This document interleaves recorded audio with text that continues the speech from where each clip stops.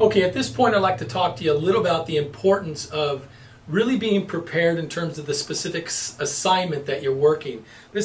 Being prepared in terms of the assignment, surveillance assignment preparation. And perhaps the most important thing right off the bat is you will have received an email from someone at my office who will have emailed you something that looks a little bit like this. And it's a case, we call it a case assignment sheet. This will come to you, it'll have all the vital information on the case. It's critical that you thoroughly review every single word of the assignment sheet.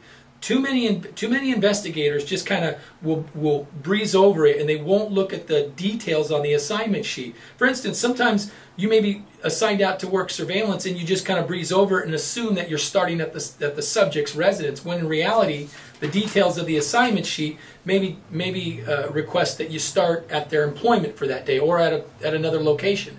It's really important that you read every portion of it. You thoroughly familiarize yourself with every aspect of the case before you go out. I cannot stress that enough, okay? Make it your mission when you observe, when you read, another important part of the assignment sheet that you really need to look at is, what is the objective?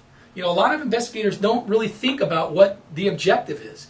And they need to know exactly what the objective is. What is the goal? Is it an infidelity case? Is it a child custody case? Are we trying to prove cohabitation? Are we trying to prove that the person is active beyond their alleged restrictions? Is it some type of disability case? I realize that most of the time you might know this, but the more assignments you work for us, it's not uncommon for an investigator to kind of go into autopilot and to start to just kind of assume what they need to get. It's super important that they don't assume, that they really look thoroughly at the referral sheet that we give them and read every single word. Make it your mission as a surveillance investigator to exceed the objectives, the goals of our client, the expectations of our client.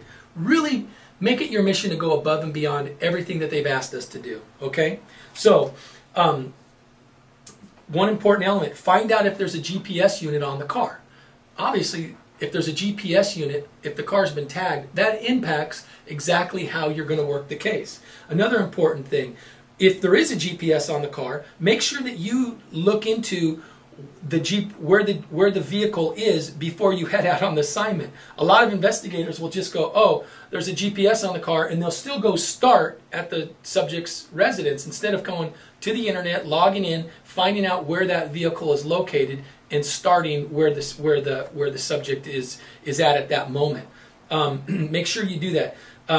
It's your responsibility as a surveillance investigator to make sure that all of your equipment is properly charged. We use a lot of batteries in our industry. If you're using a hidden camera, it needs to be charged. Your phone needs to be charged. Your camcorder needs to be charged. Your digital camera needs to be charged. All those things need to be charged. Another very important element to make sure you're prepared is check the date and time stamp on your computer. Make sure that that date and time stamp is accurate, that if it's daylight savings time recently passed, that you've moved it forward or back. Very important that you make sure you pay attention to those kinds of details. Another important element of being a surveillance investigator is making sure that you have your wallet. I know this seems the obvious. Some type of extra cash, some type of a credit card, and some cash on hand.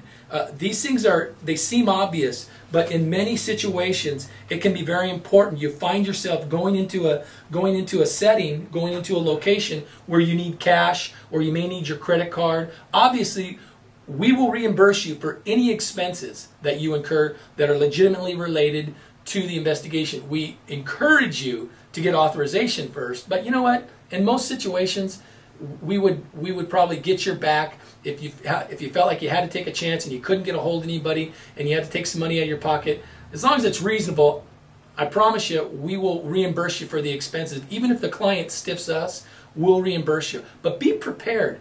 I'd hate to see an investigator be unable to go into a Disneyland or go into an amusement park or to the movies to follow the subject with somebody because they didn't have 15, 20 bucks in their pocket. It's your responsibility to be prepared in that capacity. Okay, moving on to your actual getting ready now to travel to the surveillance location, okay?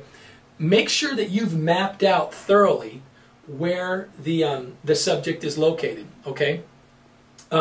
maybe even look at it on Google Maps or something where you can get a good look and you can zoom in on the neighborhood before you go out. You can look around for exits, likely exits. You can look at close and nearby freeways, print out your maps, know what the likely routes out of the neighborhood will be. Make sure that you're prepared, that you know how to get there. It's also your responsibility to factor in traffic problems, potential. If you're required to be at the surveillance assignment at 7 a.m., you should not be calling the office and saying, well, I'm late because there was traffic. It's your responsibility to factor in traffic into your departure time. Okay, those things are really important.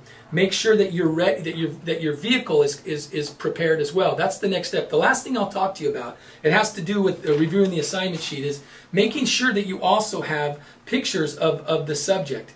A lot of times what we'll try to do is we'll email you a photo of the subject, and you can, if you have a smartphone, and hopefully you have a phone which gives you email capabilities, you can pull up the subject's picture actually on your phone. This happens to be someone that we recently followed, and look, I mean, I can zoom in and really get a good look at my subject's face, and I like having it on my phone as opposed to printing it out and having a color picture of it. I like being able to look at my phone. The other good thing is I can pull up an assignment sheet on my phone, and you should be able to do that too. So you can use your phone as a valuable source of information. Keep the subject's photos, keep the suspect's photos, keep information related to the case and case file addresses, maybe even be able to pull up a GPS unit's location on your phone.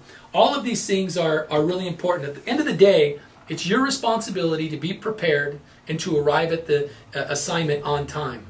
We do expect that from you. And we know that things come up from time to time, but that should be very few and far between. For the most part, you should be able to be prepared, have all the equipment you need, the necessary equipment, and get to the job on time. Thanks a lot.